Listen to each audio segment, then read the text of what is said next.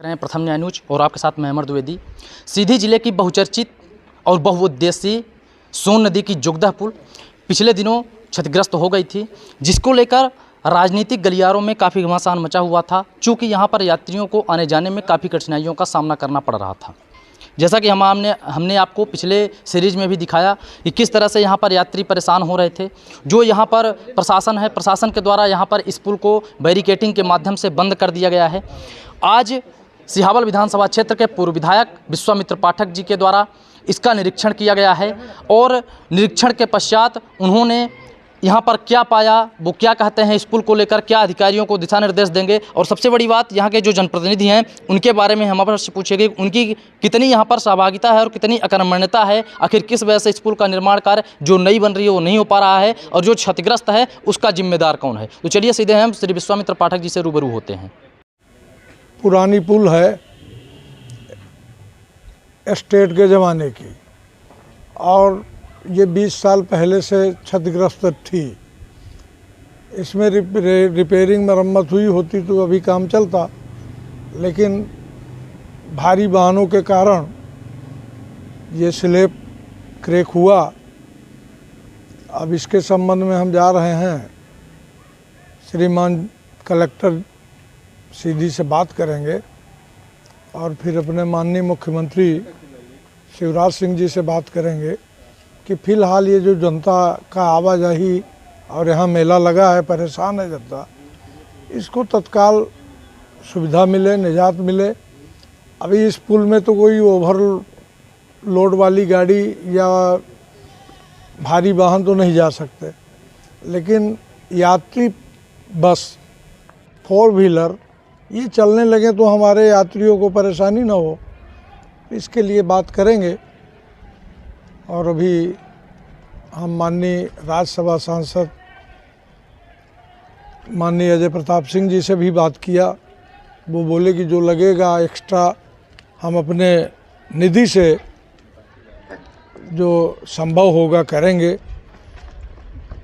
जाके बात करते हैं, इसमें टेक्निकल वालों की ज़रूरत है, हम लोगों के नेताओं की तो बात नहीं। ये केवल इतना है, हम लोग उसको तत्परता से अधिकारियों को, नेताओं को, वरिष्ठ लोगों को सूचित करें और इसमें काम लगे। आज ये पुल 10 वर्ष हो गए मंजूर हुए। ये 2 लेन पुल जो बन रही निर्माणाधीन है, ये जब बहरी से हनुमाना रोड हम मंजूर कराए तभी ये पुल भी मंजूर कराए। आज 10 साल में ये पुलिया बन गई होती, लेकिन भाई हमारे इस क्षेत्र के जनप्रतिनिधि, नेता लोग इसमें ध्यान नहीं दिए, नहीं ये नई पुल बन जाती। और इस पुल में आज 10 दिन से बंद है, यात्री परेशान है, कुछ न कुछ वैकल्पिक व्यवस्था तो करते।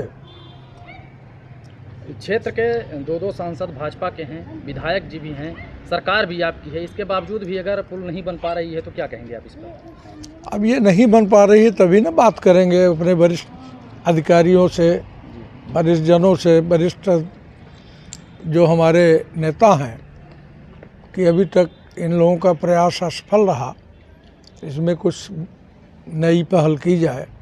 जल्दी तत्काल हमारे क्षेत्र की जनता को, आने जाने वाले यात्रियों को असुविधा न हो, परेशानी न हो, ये सुविधा मुहैया हो।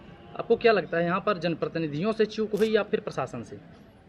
देखिए, यहाँ किसी से चूक हुई नहीं है, हमारे जनप्रतिनिधि की चूक है। 10 साल पहले से ये पुल स्वीकृत है, इसमें कोई भी नेता पहल नहीं किया, और नहीं तो ये पुल कब की बन गई होती। 3 साल इस पुल में काम लगे हुआ है, और पहले से लग गया होता तो जल्दी हो जाता। क्या लगता है इसमें वैकल्पिक व्यवस्था के तौर पर क्या देखते हैं आप? नहीं, वैकल्पिक व्यवस्था तो ये हमारे सेतु निर्माण ब्रिज कॉरपोरेशन के इंजीनियर वही आएंगे तो बताएंगे। अब हम लोग तो टेक्निकल है नहीं, लेकिन इसमें पिलर खड़ा हो जाए तो ये रोड यात्रियों के लिए सुविधाजनक हो जाएगी, ये हमारी समझ में आ रहा है। सर, ये जो जोगदाहा पुल की जो नई पुल निर्मित हो रही है, ऐसा क्या अनुमानित कैसा कितना समय लग सकता है कि यहाँ के लोगों को एक सौगात के रूप में जो है इस पुल का जो है आवागमन से सुविधा मिल सकेगी? देखिए, हमारी तो आशा यही थी कि हम इसको 18 के पहले मंजूर कराए थे, मतलब 2012 में हुई थी ये रोड मंजूर। रोड मंजूर हुई, एनओसी के लिए हम लिखा पढ़ी करवाए भारत सरकार को।